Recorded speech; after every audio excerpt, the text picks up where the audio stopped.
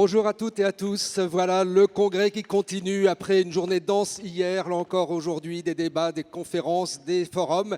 Et puis pour commencer cette journée, nous accueillons Gérard Larcher, le président du Sénat.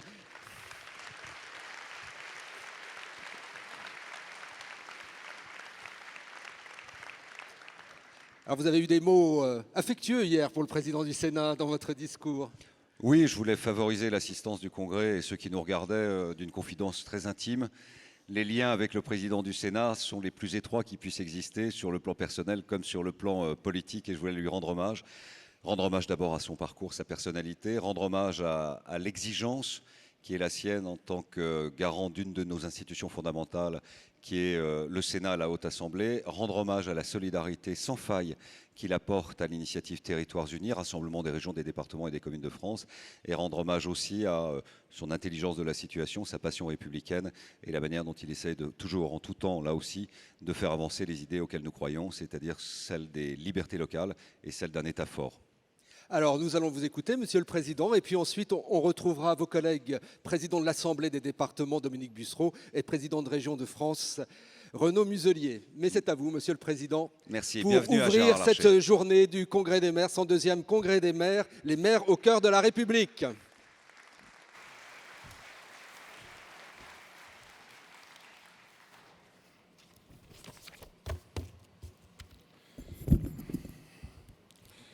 Monsieur le Président de l'Assemblée nationale, cher Richard Ferrand, Monsieur le Président de l'Association des maires de France et Président d'intercommunalité, cher François Baroin, Messieurs les Présidents de l'Assemblée des départements de France et de Régions de France, cher Dominique Bussereau et cher Renaud Muselier, Monsieur le Secrétaire général de l'Association des maires de France, cher Philippe Laurent, Monsieur le Président de la délégation aux collectivités territoriales et à la décentralisation de l'Assemblée nationale, Jean-René Cazeneuve, cher Jean-Marie Bockel, qui préside la délégation aux collectivités territoriales et à la décentralisation du Sénat, accompagné de nos deux rapporteurs de la loi Engagement et Proximité, Mathieu Darnaud et Françoise Gatel. Je voudrais saluer les présidents de commission, mes collègues députés et sénateurs, et tous les collègues élus, bien sûr maires, présidents de conseils départementaux et régionaux, mes chers collègues présidents d'intercommunalités.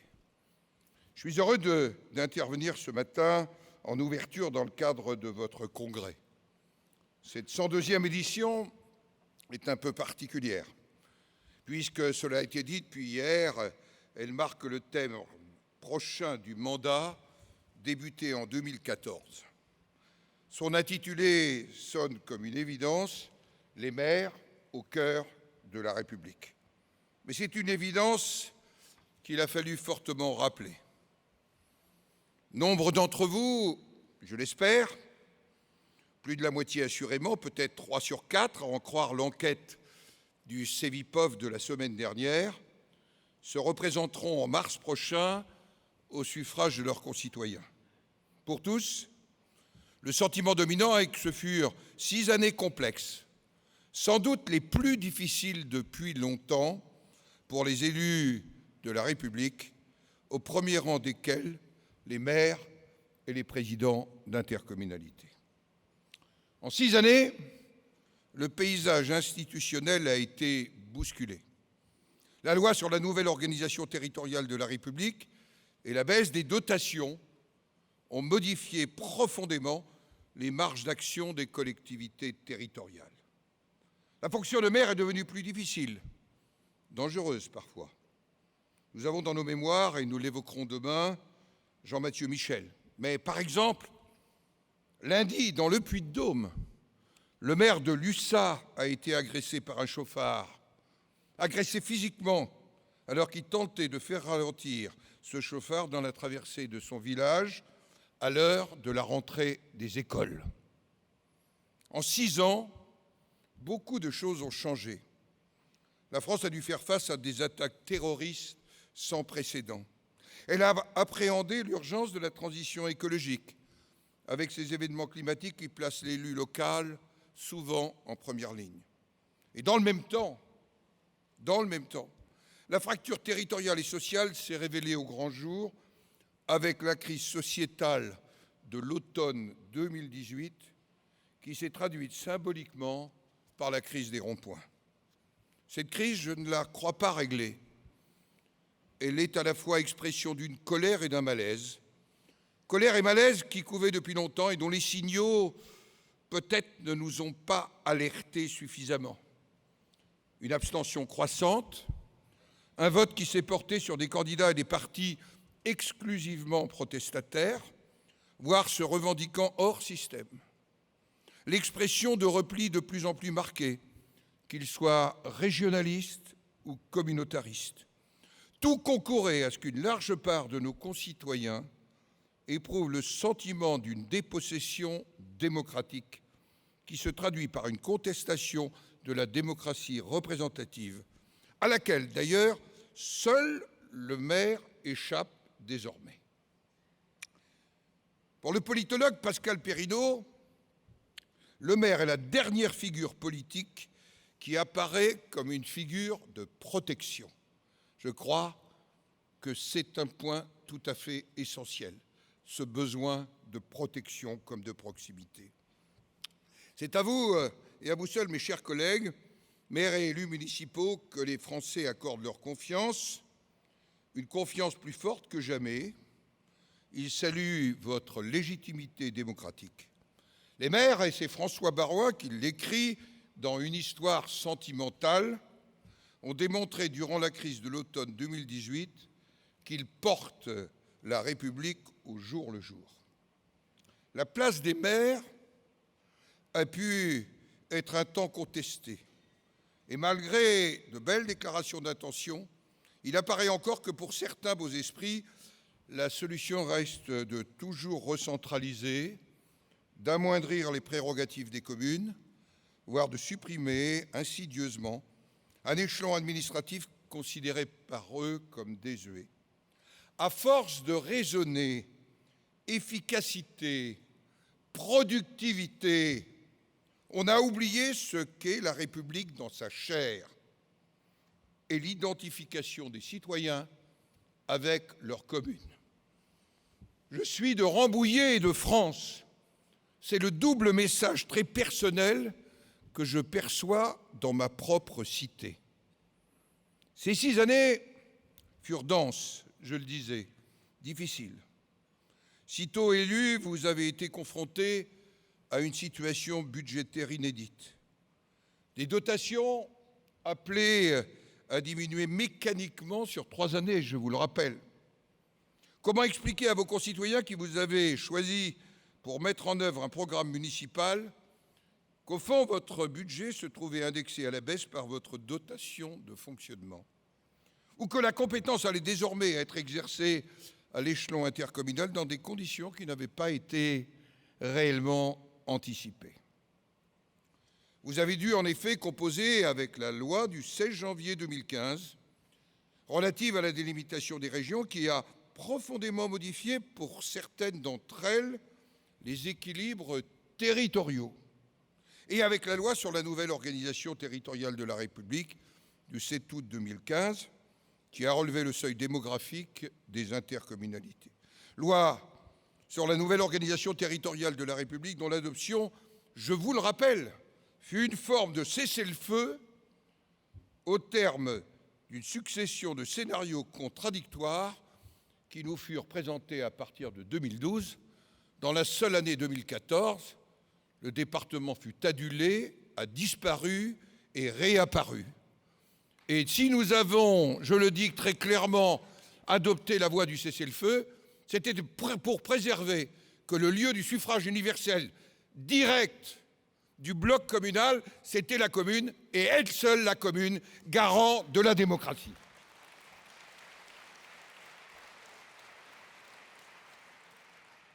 « 13 grandes régions, des intercommunalités parfois XXL. Certaines fonctionnent, mais la taille de mes chemises qui me va bien ne va pas toujours à l'organisation intercommunale. Ces textes ont indéniablement contribué, parfois, à déséquilibrer notre modèle d'organisation territoriale. Si le président de la République a semblé partager ce constat, je me souviens très bien de nos échanges au début de son mandat. Nous avons, au cours de l'année 2018, constaté que le dialogue qu'il avait souhaité, et je le pense sincèrement, engager avec les associations d'élus, avait été clos prématurément en juillet 2018 sur le constat d'une écoute insuffisante. Le grand débat a incontestablement marqué une reprise de ce dialogue entre le président de la République et les maires de France, et moi je m'en réjouis. Encore faut-il maintenant traduire cette prise de conscience réaffirmée avec force hier dans les faits et par des actes.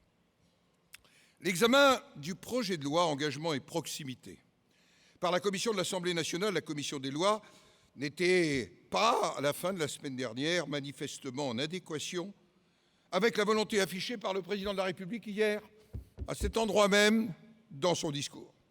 Si l'essentiel des mesures du projet de loi initial du gouvernement s'inspirait de propositions d'élus et d'une proposition de loi sénatoriale adoptée en juin 2018, le texte a été enrichi lors de l'examen par notre Assemblée.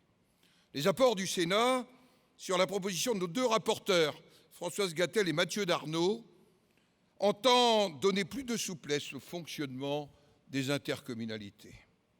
Il s'agit notamment d'autoriser un transfert à la carte des compétences facultatives, une première étape vers une différenciation que chacun, d'ailleurs, appelle de ses voeux. Nous l'avons entendu hier après-midi. C'est l'un des 3D d'un projet de loi à venir.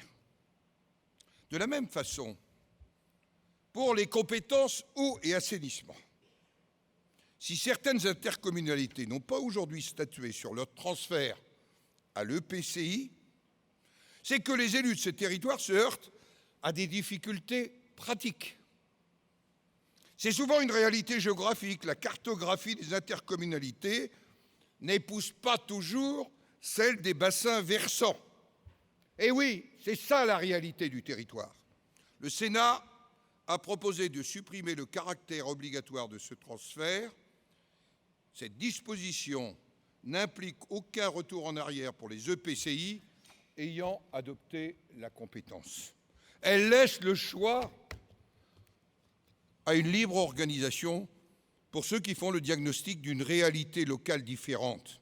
Il va bien falloir un moment que s'arrête le jeu d'aller-retour, et je le dis devant le président Ferrand et devant le président de la délégation aux collectivités territoriales de l'Assemblée nationale, qu'on arrête ce jeu d'aller-retour entre les deux assemblées et d'écouter tout simplement les réalités que les maires et les présidents d'intercommunalités et les présidents de syndicats nous transmettent très concrètement. Mais, je le dis, je leur fais confiance. Et je le dis devant vous, pour la qualité du dialogue que nous entretenons, Richard Ferrand et moi-même. Parce qu'il faut aussi dire les choses telles qu'elles sont. Nous ne sommes pas là deux assemblées pour nous opposer, deux assemblées avec des sensibilités différentes pour essayer de construire ensemble le meilleur pour notre pays et nos collectivités territoriales. C'est donc à la fois, mes chers collègues, plus de souplesse et plus d'initiatives données dès maintenant aux territoires pour s'organiser. Nous faisons le pari de cette intelligence collective des élus au sein de leur intercommunalité. Ça me rappelle le titre d'un rapport. Le Premier ministre nous confirmera, j'espère, que le gouvernement a entendu ces positions de bon sens et que nous pourrons avancer positivement dans les jours qui viennent. C'est vraiment mon souhait dans l'intérêt de nos collectivités territoriales. Oui, c'est une question de bon sens. Sans même évoquer la question des disparités géographiques. Pourquoi imposer que des communautés d'agglomération dont la taille varie de 30 000 habitants à plus de 350 000 habitants exercent exactement et de la même manière les mêmes compétences? Je crois que le bon sens apporte la réponse tout de suite.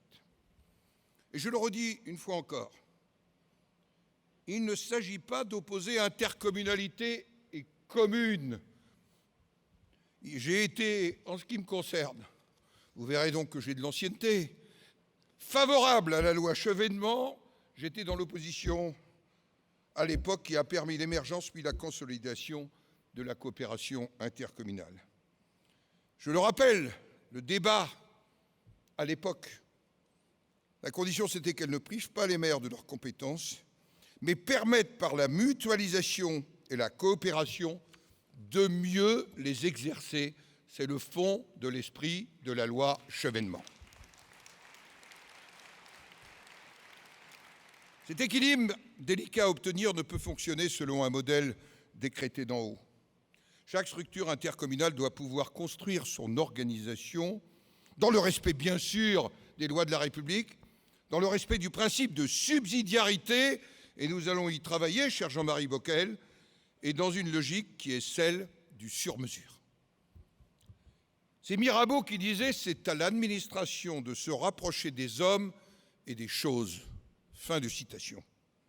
Donnons aux territoires les moyens de se doter d'une organisation propre à chacun, intégrant leurs spécificités, plutôt que de laisser s'instaurer ce que le professeur Vincent Aubel et Nicolas Cada ont baptisé le droit des exceptions, qui est devenu une spécialité, mais qui remet en fait en cause l'unité de la République. Laisser croire au mythe d'un territoire uniformément organisé, c'est accepter en fait l'inégalité insidieuse qui règne aujourd'hui entre les territoires et que je mesure à chacun de mes déplacements. La liberté d'organiser et de créer suppose également, mes chers collègues, de disposer de ressources financières propres. De ce point de vue, je ne peux pas constater qu'aujourd'hui l'évolution soit encore positive. Le principe de la suppression de la taxe d'habitation a été validé par le vote des Français lors de l'élection du président de la République. J'en prends acte. La loi de finances nous promet une compensation à l'euro près, j'en donne acte, même si nous savons que nous devons demeurer vigilants. Je ne reviendrai pas sur les débats d'hier après-midi, ce qui me permet de saluer le premier vice-président délégué de l'Association des maires de France. Mais par-dessus tout, je continue de m'interroger, et je sais que beaucoup partagent cette préoccupation, sur la perte du lien fiscal entre une commune et une partie de ses habitants.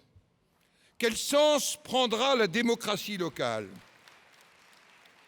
dans des communes, et j'en ai dans mon département des Yvelines, où 80% des habitants locataires, et donc pour nombre d'entre eux électeurs, ne seront plus des contribuables.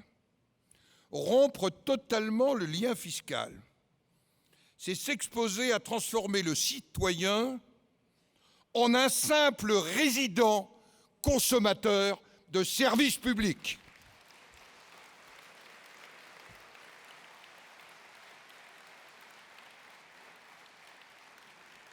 Et ceci m'inquiète, au-delà de la sphère communale, tout simplement pour la citoyenneté.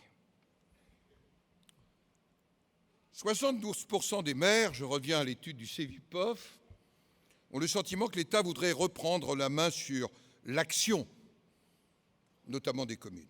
La sévérité de ce jugement me conforte dans l'idée que parfois on regarde avec les mêmes yeux déconcentration et décentralisation. Les deux sont nécessaires. Et je le dis, la déconcentration de l'État est quelque chose d'essentiel, notamment au niveau départemental. Et ça n'a pas commencé depuis plus de 10 ans. Nous avons reconcentré l'État au niveau régional et parfois au niveau d'agences, si bien que même les préfets de région sont dans l'obligation d'attendre, j'allais dire, les autorisations innominées d'agences innominées et inconnues. Je l'ai vécu en Bretagne sur la question du logement, alors qu'on a sans doute un des meilleurs contrats entre l'État et la région. Alors, mes chers collègues, ces mêmes yeux qui parfois regardent déconcentration et décentralisation avec un strabisme convergent tendent à considérer la collectivité territoriale à l'identique d'un opérateur de l'État, à faire des maires, selon la formule de Philippe Laurent, je le cite, les sous-traitants de l'appareil d'État. Même hier après-midi, je l'ai entendu au chapitre de la transition écologique, je cite, « Il appartient à l'État de dresser un cadre, c'est aux maires d'agir ensuite, Fin de citation. Mais je le rappelle, le conseil municipal, ça n'est pas un opérateur d'État depuis la loi de 1884. La commune n'est pas une maison France Service qui met en œuvre des actions décidées par l'État. Je le rappelle, la mairie est la première maison du service public, il faut le rappeler. Pour cela, elle doit conserver les moyens d'accueillir, parce qu'elle met en œuvre, à partir de ressources qui devraient être décidées plus librement par elle, ses propres politiques en réponse aux besoins de ses concitoyens. Une action imaginée, décidée, construite au plan local créera toujours plus de consensus qu'une décision imposée d'en haut. Revenons à la transition écologique. Et l'adhésion de nos concitoyens est essentielle si nous voulons la réussir. Aujourd'hui, le sujet suscite parfois l'incompréhension. C'est au niveau local que les initiatives les plus pertinentes et les plus consensuelles doivent se prendre.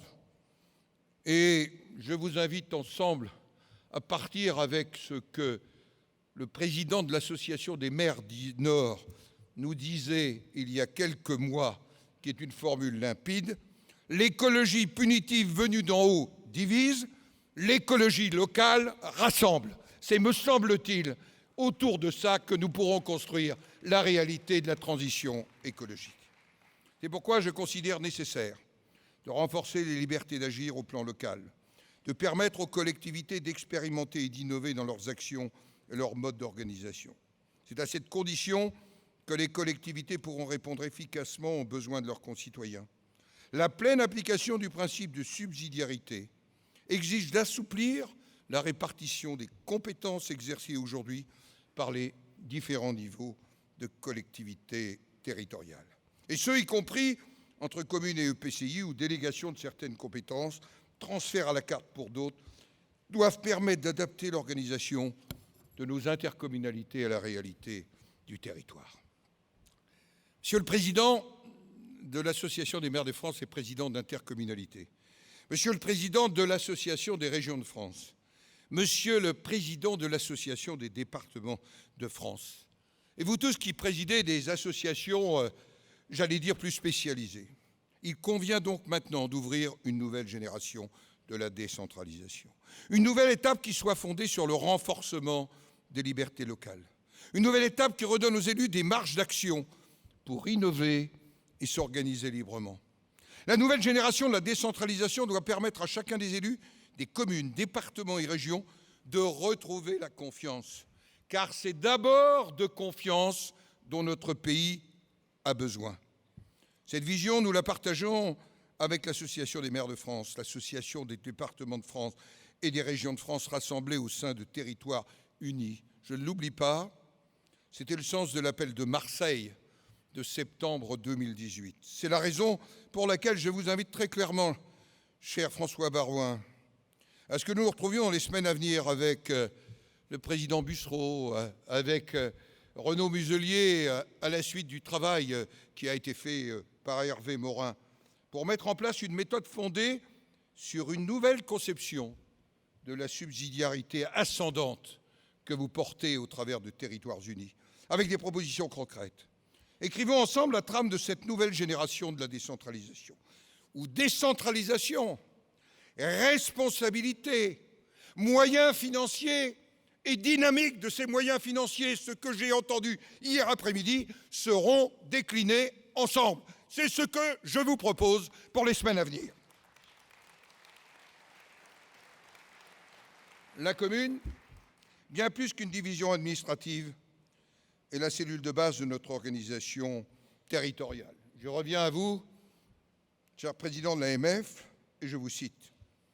Parlant de la commune, chacune est un clocher, un drapeau, une âme. On ne réforme pas une âme. Voilà ce que vous écrivez. Mais un de vos prédécesseurs, qui ne fut pas président des maires, Ernest Renan, en 1882, lui écrivait « Une nation est une âme, un principe spirituel ». Et il poursuivait en détaillant ce principe dans une formulation qui me semble brûlante d'actualité.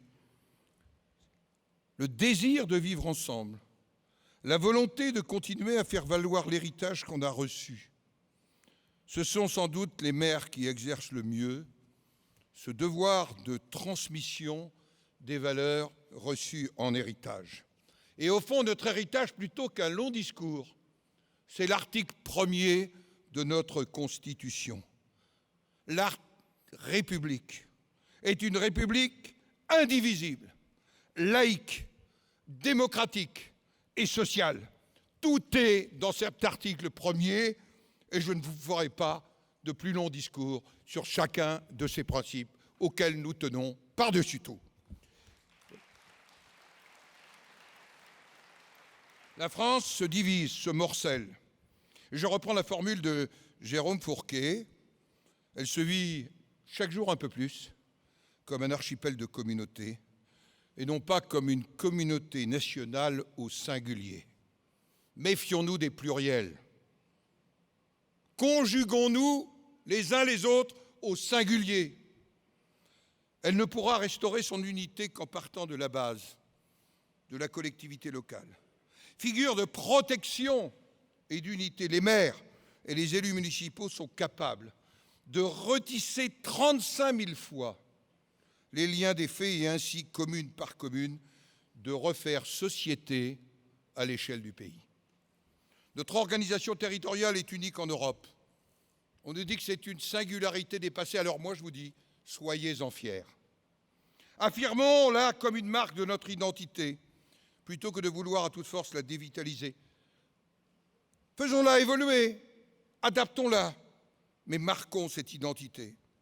Elle est le témoignage de la diversité du pays, qui s'est construite dans un rapport au temps et à l'espace qui est particulier à l'histoire de la France. La commune n'est pas le monde d'hier. Le maire est aujourd'hui et plus que jamais un acteur essentiel de la République. Nous l'avons tous ressenti au plus fort de la crise de l'automne dernier. Le président de la République l'a rappelé hier.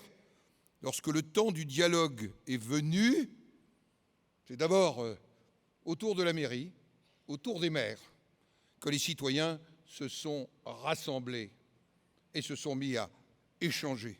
La commune, c'est bien la fabrique des citoyens et de la France de demain. C'est, je le redis, et cette formule vient d'un sous-préfet qui n'était pas tout à fait né dans les Yvelines et qui s'appelle Abdelkader Guerza. Je lui avais dit « Comment vous définissez la commune ?» Il m'avait répondu « C'est la petite République dans la grande. » Alors, vive la commune, vive la République et vive la France!